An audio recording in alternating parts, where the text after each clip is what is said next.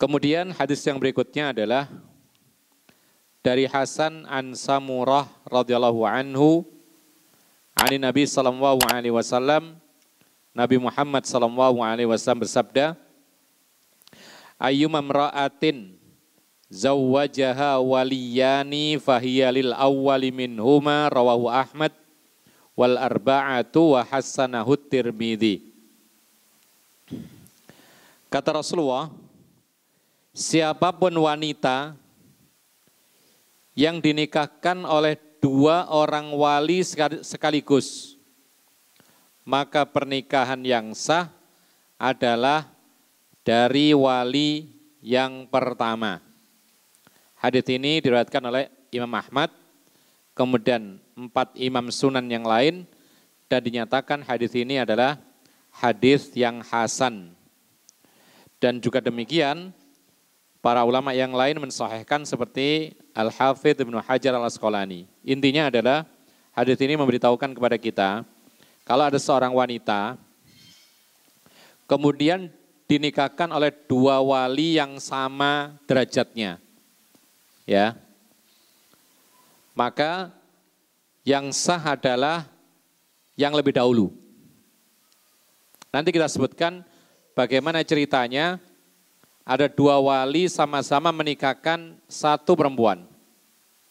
Nanti akan kita sebutkan. Intinya adalah ikhwan, hadis ini menunjukkan kepada kita tentang perwalian dalam pernikahan.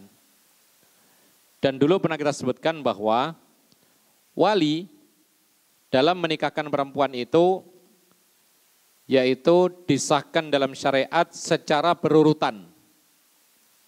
Jadi tidak sembarang tanpa mengurutkan. Jadi disebutkan wali nikah yang paling berhak untuk menikahkan wanita adalah laki-laki yang paling dekat dengan perempuan tersebut. Siapa laki-laki yang paling dekat, maka tingkatan yang pertama adalah ayah. Itu paling dekat. Ya. Karena wanita tersebut tidak lain asal-usulnya dari ayahnya. Kalau ibu tidak menjadi wali karena dia perempuan. Kemudian ayah ini, ya, demikian pula kakeknya. Kalau nggak ada ayah, kakeknya masih ada, maka kakeknya yang menjadi wali. Dan seterusnya ke atas. Ini yang pertama. Lalu ketika dari arah ayah tidak ada, maka dilihat yang paling dekat tingkatan yang kedua. Siapa kira-kira? Ya. Tingkatan ayah ini yang paling dekat. Karena anak perempuan lahir dari sebab ayah. Langsung. Tingkatan yang kedua adalah anak. Kalau punya anak. Kenapa demikian? Karena anak ini langsung lahir dari sang wanita tersebut. Tapi sekarang masalahnya adalah wanita ini belum punya anak, berarti enggak ada wali dari anak. Maka kalau tidak punya anak, tidak punya ayah, maka jatuh perwalian kepada siapa? Saudara. Dan saudara kandung itu lebih berhak daripada saudara seayah. Ya. Karena lebih kuat saudara kandung itu. Lebih dekat. Dan saudara kandung ini, maka mereka derajatnya sama, satu tingkatan. Sehingga kalau seorang wanita punya saudara 2 laki-laki, 3 laki-laki, 4 laki-laki, maka mereka semua ini semuanya berhak menikahkan saudarinya dengan tingkatan yang sama. Tidak dipandang umur di sini. Nah, disinilah nanti akan ada kejadian seorang wanita dinikahkan oleh 2 wali sekaligus. Maka yang sah adalah yang paling dahulu akad nikahnya. Ikhwan Nabiddin, azakumullah. Maka para ulama mengatakan apabila seorang wanita ya memiliki wali yang sah, yang dekat, tapi dinikahkan oleh wali yang sah yang lebih jauh, maka para ulama mengatakan ada pendapat tetapi pendapat yang kuat tidak sah pernikahannya. Contohnya begini, ada seorang wanita punya ayah dan punya saudara laki-laki. Tiba-tiba saudara laki-laki ini menikahkan wanita tersebut tanpa memberitahu dan tanpa minta persetujuan kepada sang ayah. Maka para ulama mengatakan ini contoh pernikahan yang tidak sah. Kenapa? Karena dilewati wali yang paling dekat dan paling berhak. Kecuali ketika wali yang terdekat itu dia diberitahu kemudian mengatakan, ya saya setuju, wakilkan pernikahan itu atau wakili saya untuk menikahkan anak saya. Boleh. Ya. Kemudian ikhwan nafiddin, a'azzakumullah, disebutkan oleh para ulama, contoh hal yang ada pada hadis ini adalah apabila seorang wanita punya dua saudara kandung laki-laki, Zaid dan Muhammad. Si wanita ini mengatakan, wahai kakak-kakakku, ya, aku mengizinkan kalian untuk menikahkan aku dengan seorang laki-laki yang sekiranya sepadan dengan aku.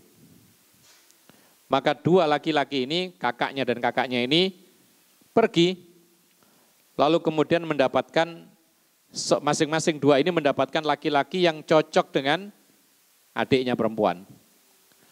Lalu karena sudah diizinkan dua-duanya mendapatkan calon masing-masing, kemudian yang pertama dan yang kedua langsung mengakadkan laki-laki tersebut untuk adik perempuannya.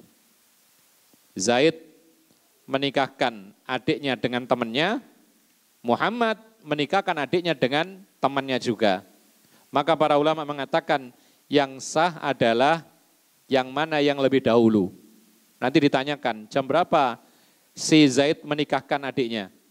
Oh jam 7 pagi. Tanggalnya berapa? Tanggal 1 bulan 1 2024 misalnya. Lalu si Muhammad ditanya, kamu nikahkan juga adikmu? Iya. Kapan? Jam 7, tapi kurang 5 menit. Tanggal berapa? Tanggal 1 bulan 1 2024. Sama, cuman selisih 5 menit. Maka yang sah adalah nikahnya siapa? Nikah yang dilakukan oleh atau pernikahan yang diwalikan oleh si Muhammad, yaitu yang nomor 2 tadi karena lebih dahulu 5 menit daripada yang kedua. Ma'asyiral muslimin rahimakumullah, disebutkan oleh para ulama, tetapi kalau wanita itu tidak pernah mengizinkan kepada beberapa wali dalam satu tingkatan, wali dalam satu tingkatan itu adalah saudara ini satu tingkatan. Ya. Atau misalnya paman pertama, paman yang kedua, ini satu tingkatan. Kalau si wanita itu tidak pernah mengizinkan kecuali kepada satu saja wali, misalnya dia hanya punya saudara-saudara banyak, tapi dia mengizinkan hanya kakak yang pertama saja yang diizinkan untuk menikahkan dirinya, maka tidak boleh bagi yang lain untuk menikahkan si wanita tadi. Taib. Kemudian kasus berikutnya, bagaimana seandainya dua wali sekaligus dalam satu tingkatan, ya, saudaranya wanita dan saudara wanita yang lain. Dua-duanya ini menikahkan saudarinya itu dengan laki-laki, ya. Yang pertama dengan laki-laki, yang kedua dengan laki-laki juga. Bareng. Ketika ditanya jam berapa? Jam 7 pas. Kamu yang kedua, jam 7 pas juga. Tanggalnya sama, bulannya sama, tahunnya sama. Bareng, akadnya bareng untuk dua orang laki-laki buat satu wanita. Pertanyaannya, yang mana yang sah? Kira-kira yang mana yang sah? Paham gak masalahnya ini, kawan? Jadi ada dua orang wali yang dalam satu tingkatan, ada seorang perempuan punya kakak pertama, punya kakak kedua, laki dan laki. Dua-duanya ini mengakadkan nikah, ya, kepada laki-laki yang berbeda untuk satu perempuan ini. Kalau satu dari yang lain lebih dahulu, maka yang pertama ini yang lebih sah. Yang kedua batal. Bagaimana kalau berbarengan? pas menitnya sama, ijab kabulnya waktunya sama, jamnya sama, mana yang sahih dan mana yang batal kira-kira? Ada yang bisa jawab kira-kira? Mana yang sahih? Sama betul ini. Kejadiannya sama, waktunya sama, tanggalnya sama, bulannya sama, tahunnya sama. Bahkan menitnya sama.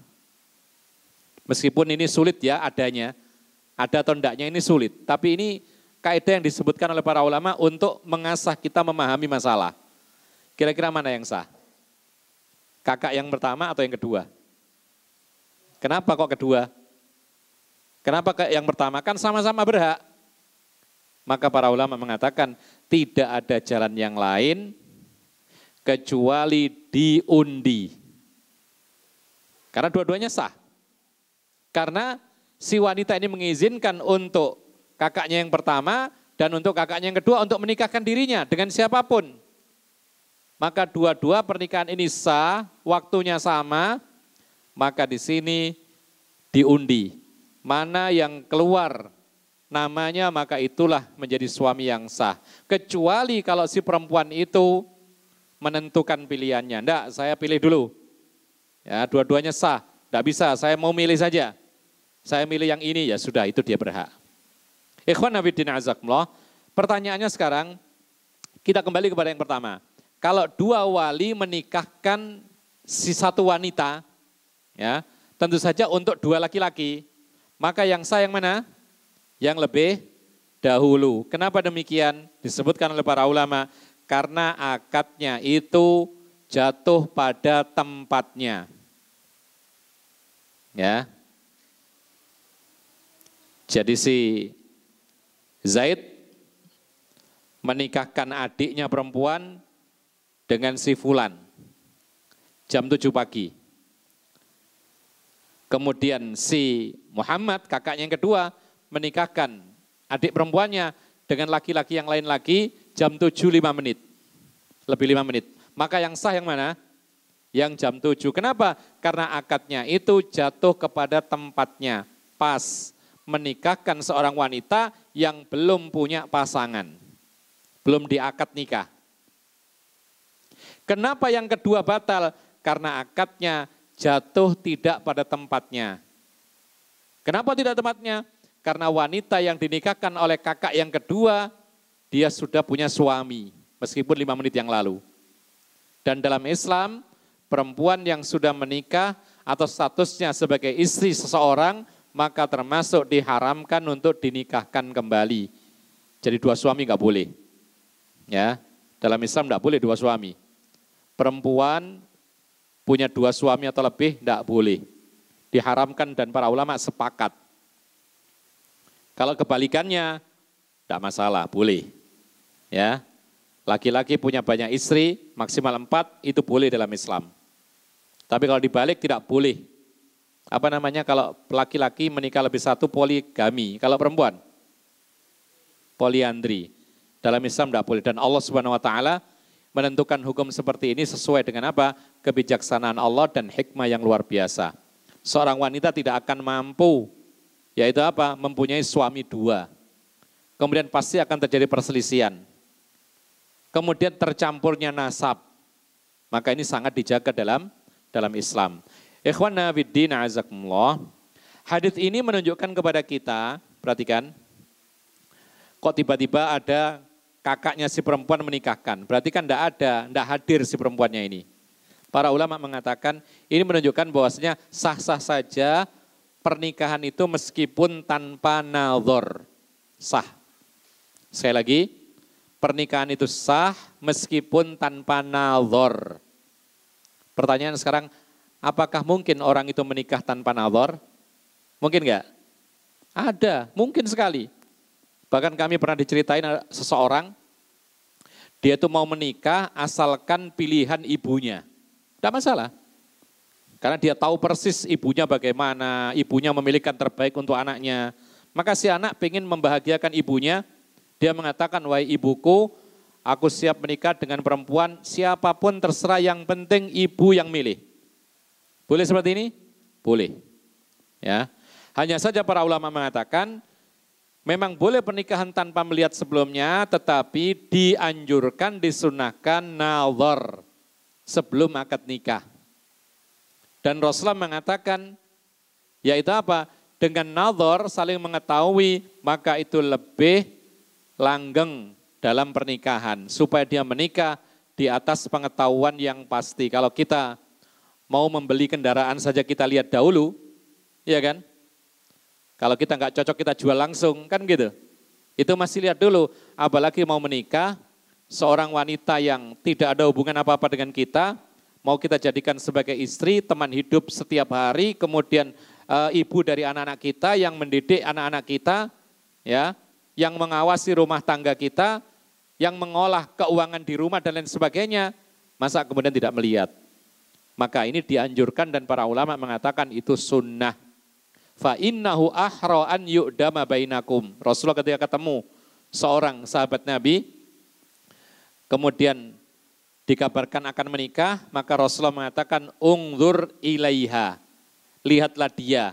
Fa innahu ahra an yu'dama bainakum. Karena dengan melihat kamu tahu, maka itu lebih langgeng biasanya. Nah, ikhwan fillah azakumullah, hadis ini pun juga menunjukkan kepada kita bahwasanya dalam akad nikah itu tidak harus dihadiri si wanita. Ya. Maksudnya enggak harus hadir dalam majelis akad. Loh kenapa? Sudah ada wali. Karena wali sekaligus mewakili si anak perempuannya atau saudarinya. Sehingga kehadiran si perempuan tidak harus di majelis akad nikah. Ya, pernah enggak antum mendapati acara akad nikah di situ enggak ada perempuannya? Pernah? Sering. Berarti ini benar. Ya. Bahkan kadang-kadang menjadi hal yang terlarang ketika didatangkan si wanita dijajar dengan laki-laki yang akan dinikahkan, dikerudungi bareng-bareng. Ada seperti ini?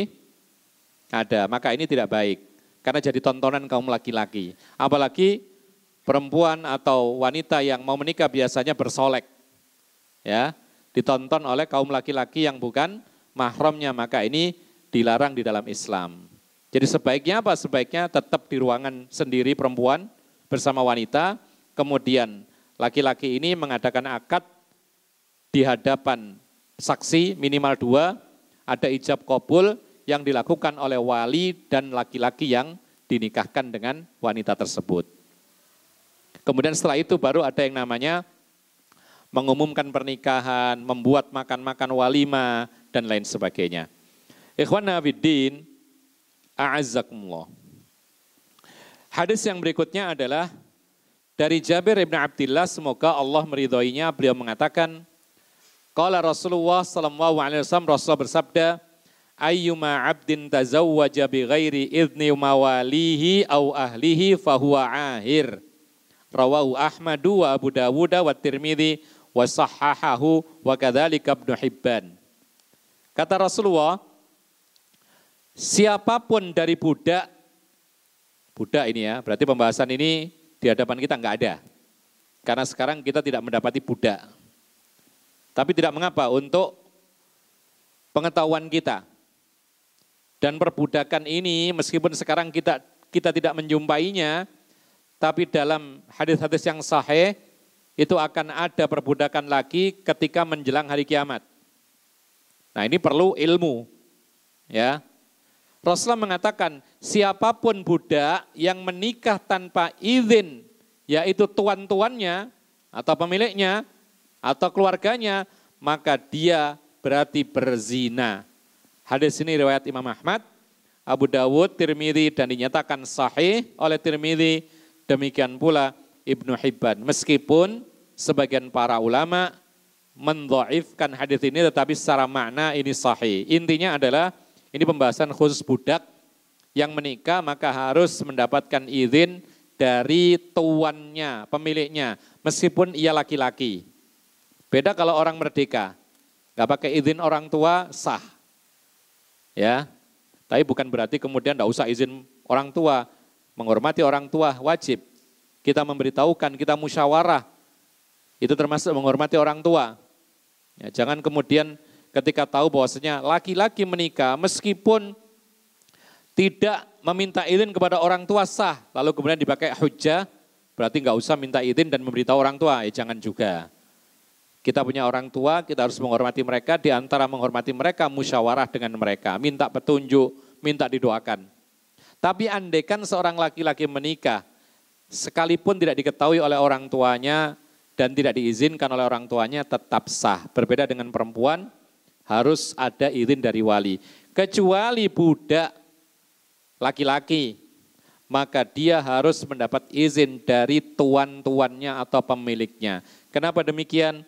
Disebutkan oleh para ulama, karena budak itu memiliki banyak kekurangan. Terutama dalam hak manusiawinya tidak sama dengan orang merdeka. Orang merdeka, dia punya harta sendiri, dia berhak akan waktunya sendiri.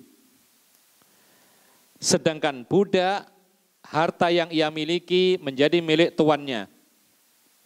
Waktu yang ia miliki dikuasai oleh tuannya. Maka ketika si budak ini menikah tanpa izin tuannya, maka ini akan mendolimi tuannya. Dalam Islam diharuskan budak kalau menikah mendapat izin oleh tuannya. Kemudian ikhwan fiddin, azakumullah.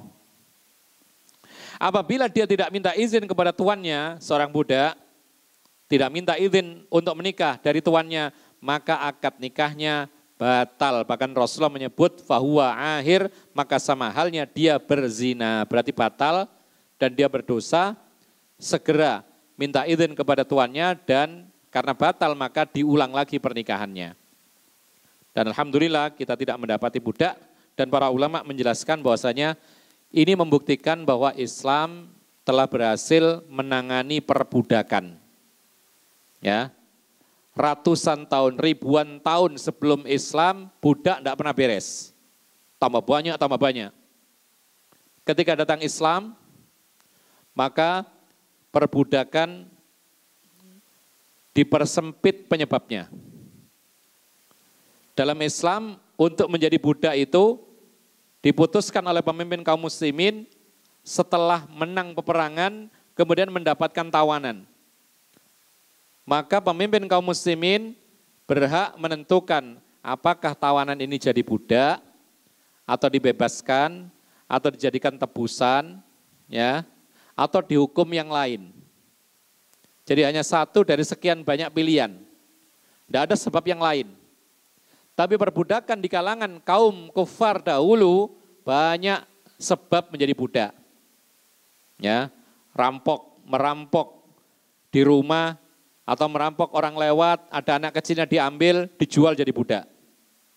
Dulu orang miskin yang terlilit hutang diambil anaknya dijadikan budak. Ya. Atau bahkan orang dewasa pun ketika nggak bisa membayar hutang, dirinya menjadi barang dagangan yang dijadikan sebagai bayar hutang. Akhirnya jadi budak, dijual. Ya. Orang kulit tertentu, warna kulit tertentu, maka dijadikan budak karena warna kulit. Itu zaman dahulu. Ras tertentu yang dianggap rendah, maka dianggap sebagai budak. Itu perbudakan di dalam agama-agama sebelum datangnya Islam. Ya. Jadi sebabnya dalam Islam itu dipersempit. Kalau di kalangan kaum kafir itu lebar banyak. Kemudian dalam Islam penyebab orang itu budak menjadi merdeka dibuka lebar-lebar, diperbanyak. Ini Islam.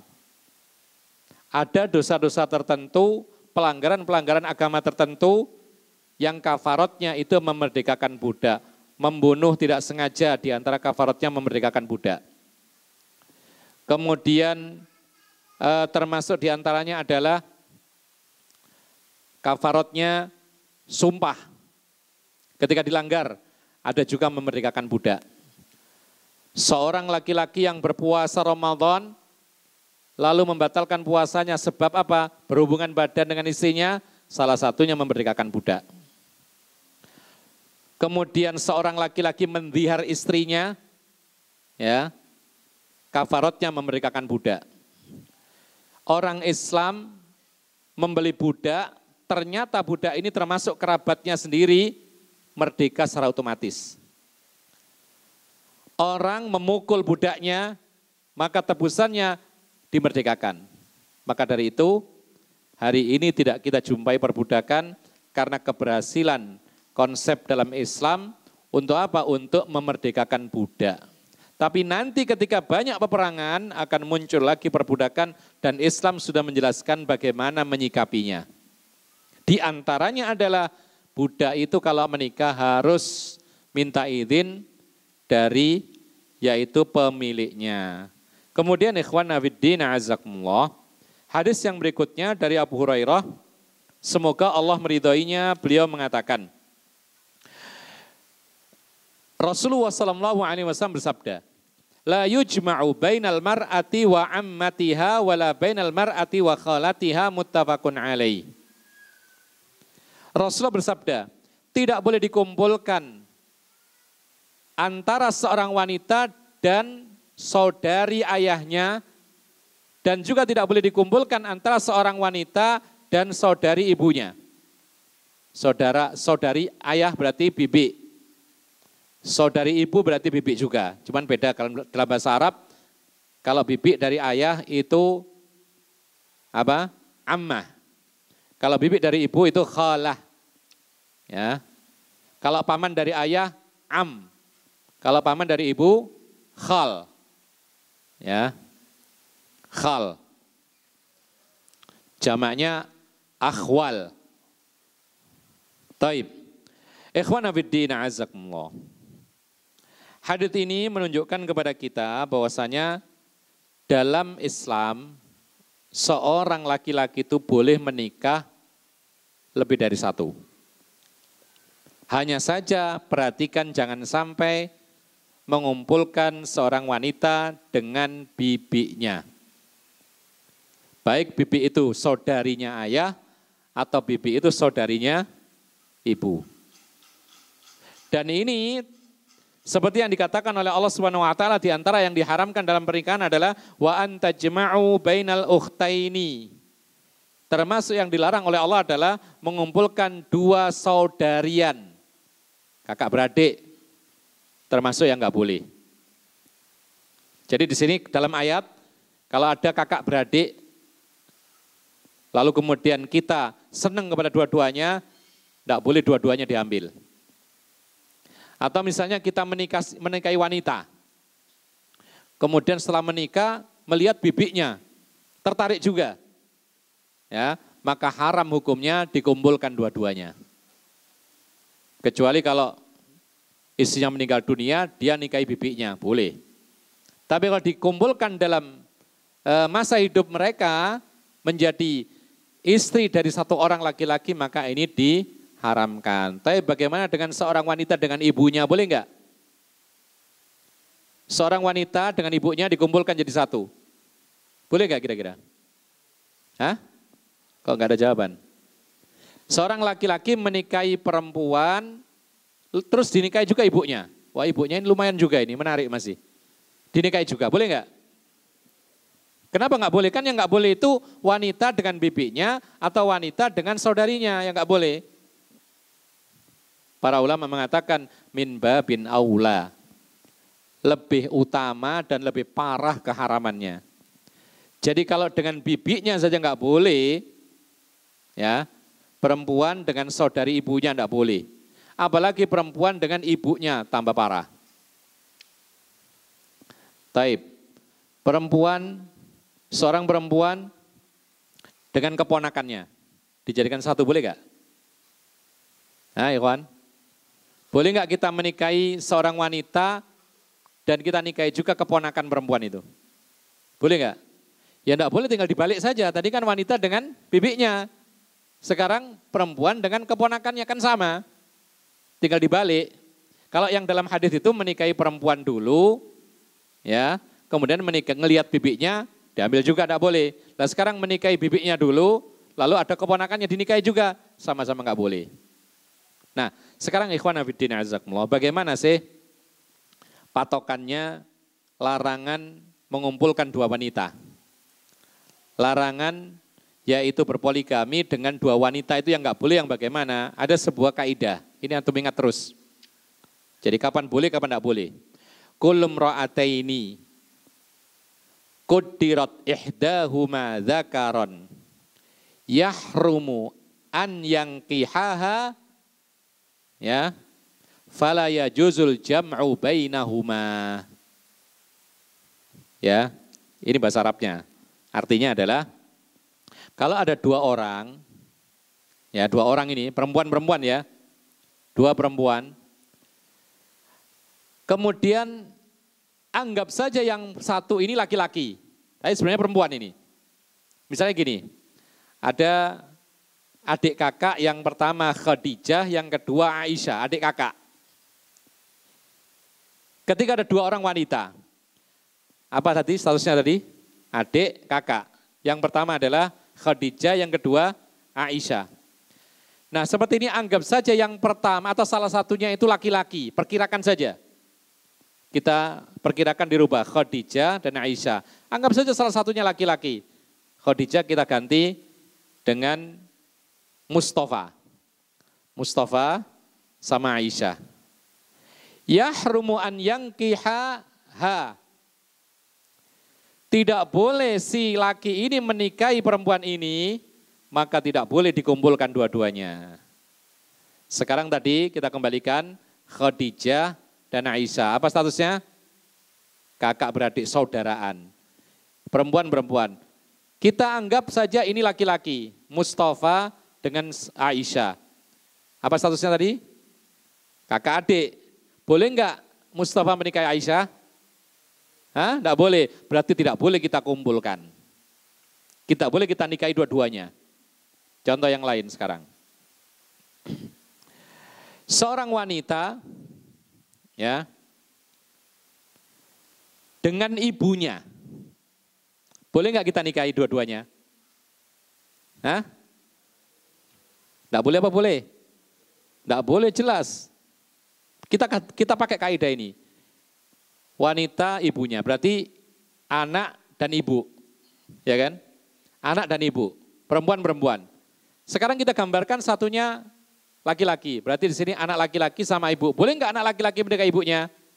Jelas tidak boleh. Berarti tidak boleh dikumpulkan antara anak dengan ibunya.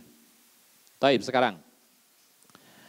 Seorang wanita ya punya cucu perempuan. Dua-duanya kita nikahi. Boleh enggak? Mana jawabnya ini? Boleh enggak?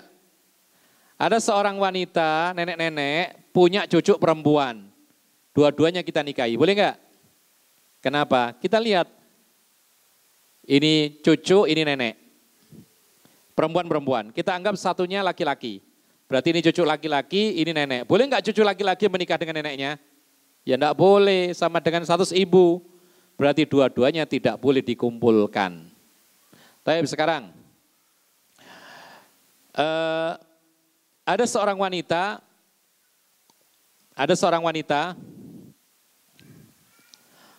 punya saudari sepersusuan.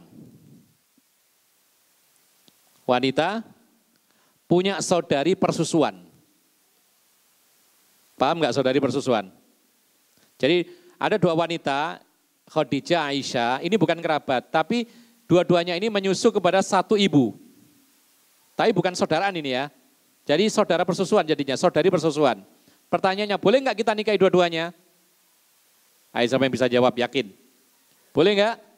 Nggak boleh, kenapa? Kita lihat sekarang. Ini saudari-saudari persusuan. Anggap saja laki-laki. Berarti di sini laki-laki, perempuan, saudara sepersusuan. Boleh nggak menikah? Nggak boleh, maka nggak boleh dinikahi. Maksudnya nggak boleh dikumpulkan. Contoh yang lain sekarang. Ada seorang wanita, ya, kita nikahi. Kemudian tiba-tiba datang, siapa itu? Istri dari pamannya wanita itu. Apa berarti statusnya? Bukan bibi. Hah? Pokoknya istrinya paman. Wanita dengan istri pamannya, kita kumpulkan boleh nggak? Ayo, siapa yang bisa jawab? Hah? Boleh? Nggak boleh kenapa? Hah? Masuk bibinya. Taib. Kita lihat sekarang. Kalau suaminya masih hidup jelas gak boleh. Kenapa? Karena wanita itu statusnya istri orang. Iya kan? Sekarang kalau suaminya meninggal dunia, boleh nggak kita nikahi juga dia? Ayo saya menjawab. Jawabannya kita lihat sekarang, kita praktekkan. Ada dua wanita, ini siapa tadi? Perempuan bersama suami istrinya paman. Ya, istrinya paman. Tapi kita anggap salah satunya laki-laki. Misalnya ini anak perempuan ini jadi anak laki-laki. Laki-laki dengan istrinya paman, boleh nggak menikah? Hah? Sudah meninggal ini. Laki-laki dengan istrinya paman, boleh nggak menikah? Ya boleh, kenapa nggak boleh? Kalau pamannya meninggal, mahram nggak itu? Bukan mahram, berarti boleh menikah. Berarti boleh dikumpulkan antara seorang wanita dengan istri paman wanita itu, tapi pamannya sudah meninggal dunia atau sudah menceraikannya, maka boleh dikumpulkan karena mereka berdua ini kalau dianggap salah satunya laki-laki itu boleh menikah. Taib. Sekarang, seorang wanita ya punya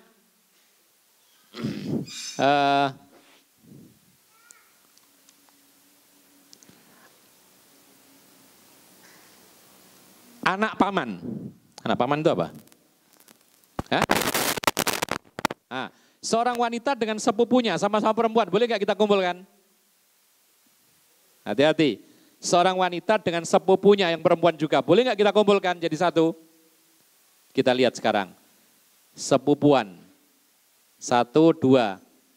Ini perempuan. Anggapnya salah satu laki-laki. Laki-laki menikahi sepupunya boleh nggak?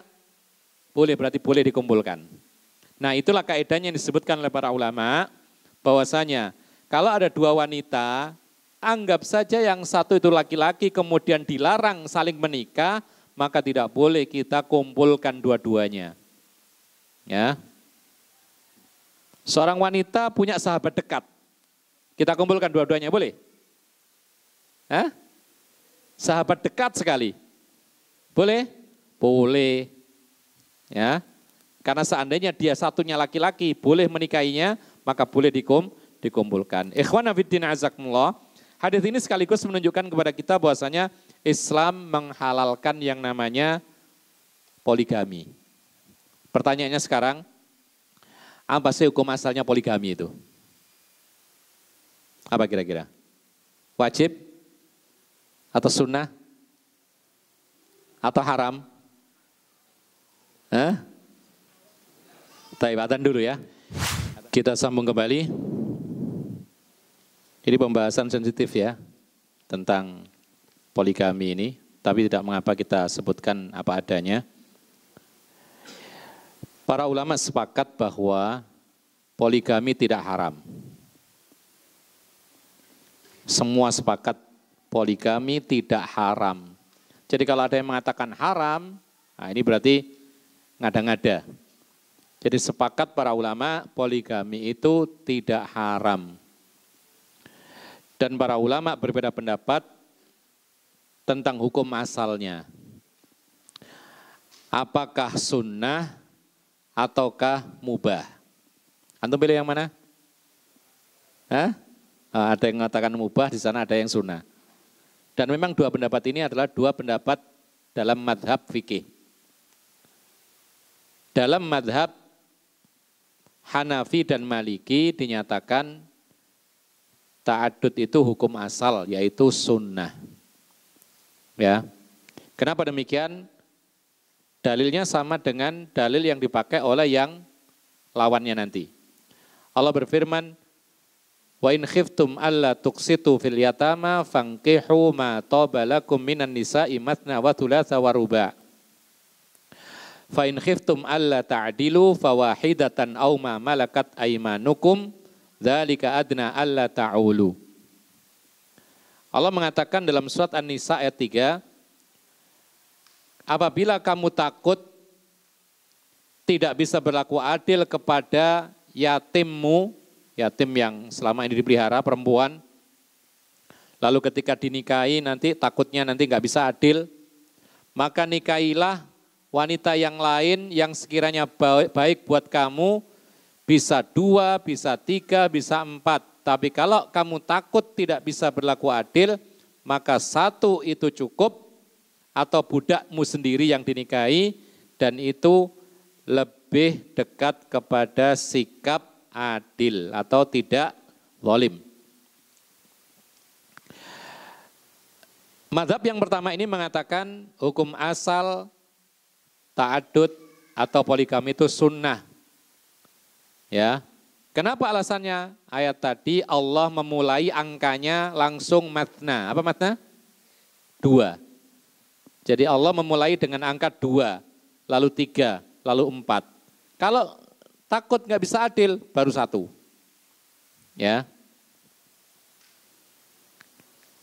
Kemudian ini adalah dikuatkan oleh Syekh bin Baz.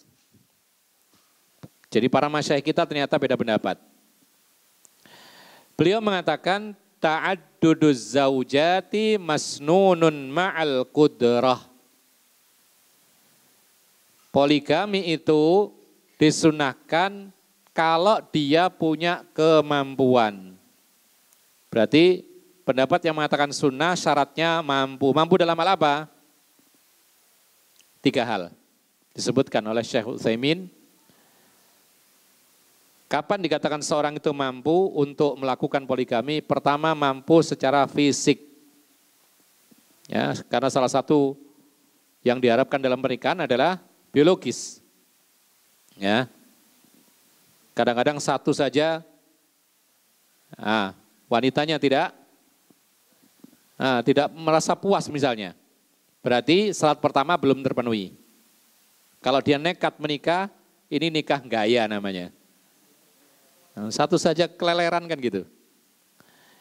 Syarat yang kedua, mampu secara finansial. Dan ukurannya orang tergantung masing-masing beda-beda. Jadi enggak harus kaya raya, enggak. Dia mampu memberi nafkah, membayar mahar, memberi nafkah semampunya. Kalau dia memang mampu, maka ini syarat yang kedua. Kadang-kadang isi pertama saja, kadang-kadang kekurangan, maka bagaimana mungkin dia poligami. Biasanya seperti ini tidak akan lama. Ya. Padahal menikah poligami itu nambah ya. Iya kan, nikah poligami itu nambah. 1 sudah bagus, nambah yang kedua. Ini enggak poligami tapi tuker. Poligami tapi ngerusak yang pertama. Maka ini tidak dianjurkan seperti ini. Syarat yang kedua tadi adalah mampu secara finansial. Karena orang hidup butuh yang namanya finansial. Apalagi zaman sekarang. Ya. Kecuali kalau ada perempuan mau dinikahi tanpa uang, ya silakan, tidak perlu syarat ini. Tapi ada nggak kira-kira? Kalau ada nggak apa-apa, berarti nggak disyaratkan seperti ini gitu loh. Dan yang ketiga yang paling penting, dan ini ada ancamannya luar biasa adalah, yaitu mampu untuk berlaku adil. Ya, adil dalam hal apa? Adil dalam hal-hal yang sifatnya itu zahir hissi materi. Ya, adapun masalah hati, kecenderungan dan lain sebagainya itu tidak ada dalam kuasa manusia. Kadang-kadang lebih cinta kepada yang pertama atau yang kedua, ini urusan lain. Tapi dalam urusan materi yang kelihatan maka harus adil. Ya.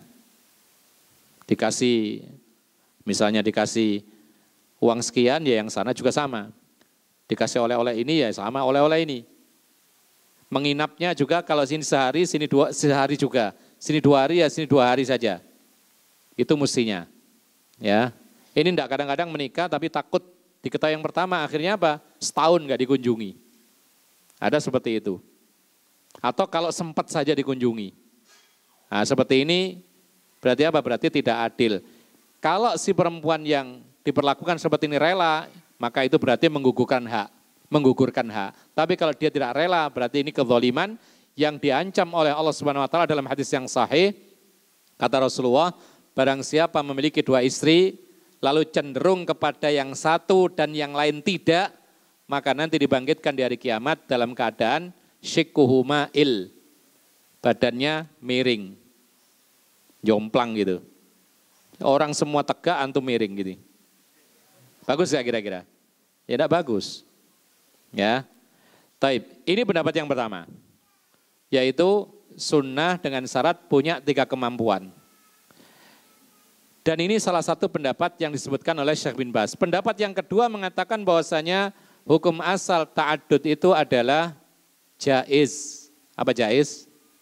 Boleh. Berarti boleh itu bukan anjuran gitu loh. Bedakan antara sunnah itu anjuran. Kalau jaiz atau mubah berarti boleh. Yang mau silakan, yang enggak ya silakan gitu loh. Ya. Kayak apa? Kayak hukum hal-hal yang bersifat dunia yang lain. Seperti kita makan, minum, apa hukumnya? Mubah. Maka enggak perlu, kalau seperti ini berarti antum enggak perlu ngajak-ngajak orang, ayo makan, ayo minum. Enggak perlu, karena semua orang akan makan dan minum gitu loh. Karena itu konsekuensi mubah. Sama dengan hal ini, yaitu berpoligami ini menurut sebagian para ulama hukumnya mubah, hukum asalnya. Dan ini subhanallah adalah termasuk dalam pendapatnya ulama bermadzhab Syafi'iyah dan Hambaliyah atau Hanabilah. Jadi yang pertama tadi yang sunnah yaitu Hanafiyah dan Malikiyah, yang mubah Syafi'iyah dan Hambaliyah atau Hanabilah. Dan pendapat yang kedua ini dipegang oleh Fadilatul Syekh Muhammad bin Shalih Al-Utsaimin. Ya. Dan subhanallah, mereka ini dua syekh tadi, yang pertama tadi Syekh bin Baz, yang kedua Syekh Utsaimin, berbeda pendapat tapi mereka tidak pernah bertengkar. Ya. Tidak pernah bertengkar. Jadi kita tidak perlu bertengkar, yang mengatakan sunnah ya silakan, yang mengatakan mubah ya silakan, tidak perlu kita bertengkar. Kita katakan di sini, kenapa kita sampaikan demikian? Karena ada sebagian di antara kita, ya, itu memaksakan pendapat dia kepada orang lain. Dan dia tidak melihat kondisi orang tersebut mampu atau tidak. Sehingga apa? Sehingga kadang menganggap bahwasanya orang tersebut layaknya poligami, kemudian dianggap tidak poligami karena apa? Karena dia dianggap lemah, dianggap meremehkan sunnah, dianggap tidak mau berjuang sunnah Rasul dan lain sebagainya. Ini suudzon. Ya. Ada lagi model yang lain, ketika dia berpoligami merasa lebih baik daripada yang tidak berpoligami. Merasa dirinya lebih mulia. Ya. Maka tidak boleh seperti ini. Sahabat Nabi, pertanyaannya, para sahabat Nabi, apakah semua berpoligami? Hai ikhwan. Para sahabat Nabi, orang-orang mulia semua, apakah mereka semua berpoligami? Kok tidak ada jawab? Ya atau tidak? Kalau antum mengatakan iya, sebutkan siapa saja istrinya Abu Bakar, Umar, Utsman, Ali dan lain sebagainya. Bisa nggak kira-kira? Tidak semuanya. Ada mereka itu menikah cuma satu kemudian sampai meninggal dunia. Ini ikhwan fillah azakumullah. Kenapa kita sampaikan? Ini adalah yaitu dalam rangka menyampaikan ilmu apa adanya. Yaitu kalau ini masalah khilafiyah, kita sampaikan masalah khilafiyah. Adapun merojihkan ya terserah masing-masing. Yang penting harus mengetahui yaitu apa? Dalil masing-masing. Kemudian ikhwan fillah azakumullah, Syekh Ibnu Utsaimin pernah mengatakan bahwasanya hukum asal menikah itu adalah satu saja. Bahkan Imam Syafi'i mengatakan uhibbu lahu an yaktasira ala wahidah. Wa qala al-Hanabilatu yusannu nikahu wahidah. Imam Syafi'i mengatakan, aku lebih suka seorang laki-laki itu menikah satu wanita saja. Para ulama mazhab Hambali mengatakan disunahkan menikah itu satu saja. Apa artinya di sini? Lebih dari satu tetap boleh. Tapi hukum asalnya satu. Ibnu Utsaimin mengatakan bahwasanya li'annal amna minal jawri wa dzulmi aziz. Kenapa hukum asal satu itu?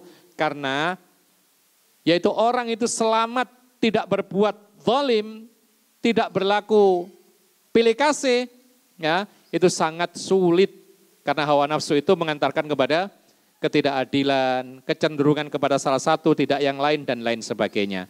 Ikhwanna fiddin, a'azzakumullah. Adapun ayat yang disampaikan fankihu ma taba lakum minan nisa, silakan dipahami dari awal ayat. Ya. Maka di situ menunjukkan para ulama memberikan pelajaran yang berharga perintah tersebut adalah lil idni. Bukan untuk perintah mutlak, tetapi ini adalah perintah diizinkan. Jadi siapa yang takut menikahi yatim peliharaannya atau yang dia pelihara takut tidak berlaku adil, maka boleh. Jadi nikahilah itu maknanya boleh. Karena dalam Islam ikhwan, ada perintah itu untuk wajib, ada perintah itu untuk sunnah, ada perintah itu untuk mubah. Ya. Contoh begini, perintah untuk mubah. Perintah tapi hukumnya mubah, bukan wajib, bukan sunnah. Rasulullah SAW ketika ditanya pada tanggal 10 Dzulhijjah oleh jamaah haji, ya, itu kan amalannya ada beberapa itu. Urutannya adalah yaitu menyembelih, mencukur rambut atau memendekkan, ya, baru kemudian tawaf dan sa'i. Nah, para sahabat Nabi tanya, wahai Rasulullah, aku mendahulukan tawaf sa'i dulu baru kemudian mencukur. Rasulullah mengatakan if'al. Lakukan, perintah. Yang lain lagi mengatakan, wahai Rasulullah, aku mendahulukan mencukur dulu baru kemudian menyembelih. Rasulullah mengatakan if'al, lakukanlah. Ini perintah. Para ulama sepakat perintah ini bukan untuk kewajiban, bukan untuk sunnah, tapi ini pembolehan tidak urut dalam amalan haji tanggal 10 Dzulhijjah. Nah ini sebagai bukti bahwasanya kadang-kadang perintah itu bukan untuk wajib, bukan untuk sunnah, tapi itu untuk mubah, dan ini hujjah kelompok atau ulama yang mengatakan poligami hukumnya mubah. Tetapi para ulama mengatakan bahwa perkara yang mubah dalam hukum Islam itu yaitu apa? Yaitu bisa berubah menjadi 5 hukum. Perkara mubah itu bisa menjadi 5. Ya. Tergantung apa? Tergantung yaitu apa? Yaitu kondisi. Pertama mubah. Bisa jadi sunnah kalau memang poligami lebih baik. Bisa jadi yaitu apa? Yaitu wajib. Kalau tidak poligami dia jatuh kepada yang haram dan dia mampu. Bisa jadi makruh. Ya. Kalau misalnya dia menikah poligami, tadinya ngaji sekarang nggak mau ngaji. Nggak sempat ngaji. Gara-gara apa? Gara-gara poligami. Akhirnya ngajinya malas. Ya, nggak sampai haram, tapi makruh paling tidak. Ada lagi ketika seorang itu menjadi haram berpoligami, ketika apa? Ketika dia takut tidak bisa adil. Sehingga ketika menikah poligami lalu kemudian tidak berlaku adil, maka poligaminya menjadi haram. Maka kita katakan kembali kepada hukum asal, yaitu poligami, itu para ulama sepakat tidak haram, hukum asalnya diperselisihkan, ada yang mengatakan sunnah, ada yang mengatakan, apa tadi? Mubah. Dan kalau kita lihat, tidak ada satupun hadis, kami cari-cari sampai hari ini, tidak ada hadis satupun, yaitu yang mana di situ ada perintah gamblang dari Rasulullah untuk berpoligami. Pernah nggak dengar antum? Ada nggak perintah Nabi, wahai kaum muslimin poligamilah, ada nggak? Tidak ada. Yang ada itu apa? Menikah secara mutlak. Yang tidak punya pasangan disuruh nikah. Rasulullah mengatakan, ya ma'asyarus syabab, man istata'a minkumul ba'ata falyatazawwaj. Bukan falyata'addad. Wahai pemuda, siapa yang mampu di antara kalian untuk menikah, maka segeralah menikah. Mutlak. Apa artinya di sini? Maka sampai hari ini tidak kita ketemukan perintah yang gamblang dari Rasulullah untuk berpoligami, tapi perintah itu mutlak. Mutlak itu satu pun sudah tidak masalah, sudah melaksanakan perintah Rasulullah SAW. Dan juga Rasulullah tidak pernah, seperti yang dilakukan sebagian ikhwan yang pro sunnah, ya, pro sunnah poligami, itu kemana-mana dakwanya poligami. Ada seperti itu? Dikit-dikit, ayo antum poligami, antum pengecut gitu. Ada seperti itu sampean? Ada nggak seperti itu? Antum ini punya semua, nggak poligami. Apa antum ini nggak menerapkan sunnah Rasul gitu? Karena dia menganggap sunnah, tetapi bagi yang menganggap itu mubah, nggak perlu seperti itu. Jadi kalau orang itu menganggap mubah poligami, poligami itu ibarat makan. Kalau cukup satu piring, nggak akan nambah. Kalau satu piring kok masih lapar, nyari sendiri, nggak usah disuruh. Nggak perlu disuruh. Itu kalau yang menganggap mubah. Dan itu pun harus terpenuhi syarat seperti yang disebutkan oleh Fadilatul Syekh Muhammad Ibnu Shalih Al-Utsaimin. Taib. Ada yang bertanya barangkali? Nah. Dan masalah poligami ini bukan main-main loh ikhwan. Karena banyak di antara ikhwan ini poligami ini sangat sering dijadikan sebagai bahan candaan. Ya. Jadi poligami bukan main-main, tidak patut dijadikan untuk mainan, tidak patut dijadikan bahan gurauan, tapi ini adalah masalah yang memang benar-benar dalam Islam itu ada dan boleh, dan seorang muslim itu boleh melakukannya ketika terpenuhi syaratnya. Allahu a'lam. Ya. Ya.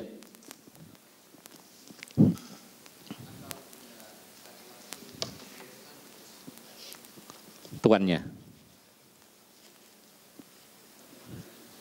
Ya.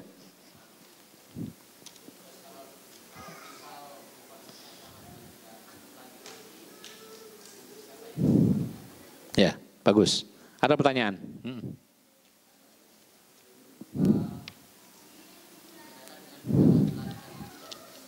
Ya.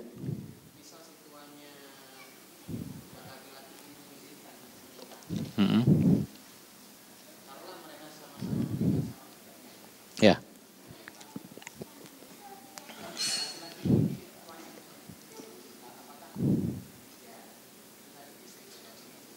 Taib. Ada pertanyaan tadi, kalau budak laki-laki tidak boleh menikah kecuali mendapat izin dari tuannya atau pemiliknya. Sekarang budak perempuan bagaimana? Sama. Ya. Budak perempuan tidak boleh menikah kecuali mendapat izin tuannya. Jadi di sini umum, abdun itu bisa laki bisa perempuan.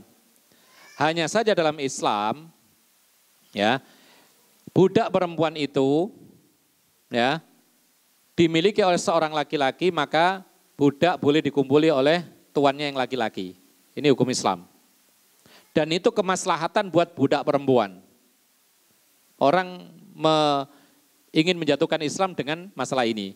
Mereka mengatakan, lihat Islam membolehkan laki-laki mengumpuli budak perempuannya.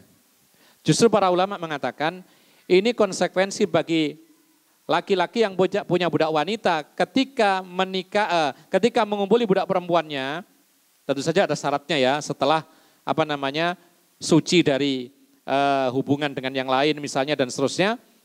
Maka ketika budak perempuan itu dikumpuli oleh tuannya, lalu sampai hamil, ya, ini pertanda kebaikan buat perempuan ini, budak ini. Kenapa? Karena nanti lahir, maka berarti budak perempuan ini melahirkan anak tuannya sendiri. Sebentar lagi dia pasti merdeka. Kenapa demikian?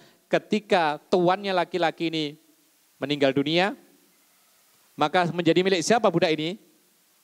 Menjadi milik anaknya sendiri. Dalam Islam, kalau ada budak dimiliki oleh kerabatnya, langsung merdeka secara otomatis. Dan itu terjadi dahulu pada zaman para sahabat Nabi. Jadi para sahabat punya budak perempuan, kemudian dikumpuli sampai hamil, kemudian punya anak, kemudian budak ini meninggal dunia, sahabat ini meninggal dunia, maka budak wanita otomatis menjadi orang merdeka. Kita kembali kepada masalah kita tadi, wanita atau budak wanita ketika menikah harus mendapat izin tuannya. Nah sekarang bagaimana kondisinya dikumpuli oleh tuannya? Ya harus selesai masa, yaitu bersih dulu. Paling tidak 1 kali haid, ini aturannya, istibro namanya. Agar tidak bercampur nasabnya nanti. Dipastikan 1 kali haid, suci, dinikahkan oleh tuannya sendiri dengan laki-laki yang lain, boleh. Kalau sudah menikah dengan yang lain, maka tuannya tidak boleh mengumpuli budaknya sendiri karena dia sudah punya suami. Nah sekarang budak laki-laki dinikahkan dengan siapa? Ya bebas. Kalau dinikahkan dengan budak juga, ya. Jadi budak laki-laki menikah dengan budak perempuan. Budak perempuan ini milik siapa? Dalam hal yaitu istri menjadi miliknya suaminya. Tapi kalau dalam hal waktu dan harta tetap menjadi milik tuannya. Bekerja dan lain sebagainya itu hasilnya untuk tuannya. Itu aturan dalam Islam. Allahu a'lam. Nah, bagaimana dengan walinya budak perempuan? Budak perempuan walinya adalah tuannya. Karena biasanya budak itu ya asalnya kan kafir. Kemudian ketika perang kalah dengan kaum muslimin, diambil oleh kaum muslimin, lalu dijadikan budak, kemudian masuk Islam. Maka yang berkuasa adalah tuannya. Dalam perwalian, walinya adalah tuannya, karena keluarganya biasanya mereka masih kafir. Dan salah satu persyaratan wali nikah itu adalah yaitu muslim. Sementara budak wanita ini, keluarganya mungkin ada orang tuanya tapi masih kafir. Maka yang menjadi wali adalah yang berhak adalah tuannya. Kecuali kalau dia punya bapak dan masuk Islam juga, maka bapaknya bisa menikahkan budak tersebut, tapi tetap harus mendapatkan izin dari tuannya. Allahu a'lam. Dan ini yang bisa kita sampaikan. Mudah-mudahan bermanfaat. Wa akhiru da'wana alhamdulillahirabbil alamin. Wassallallahu ala nabiyina Muhammad wa ala alihi wa sahbihi ajma'in. Wa subhanakallahumma bihamdika asyhadu an la ilaha illa anta astaghfiruka wa atubu ilaik. Assalamualaikum warahmatullahi wabarakatuh.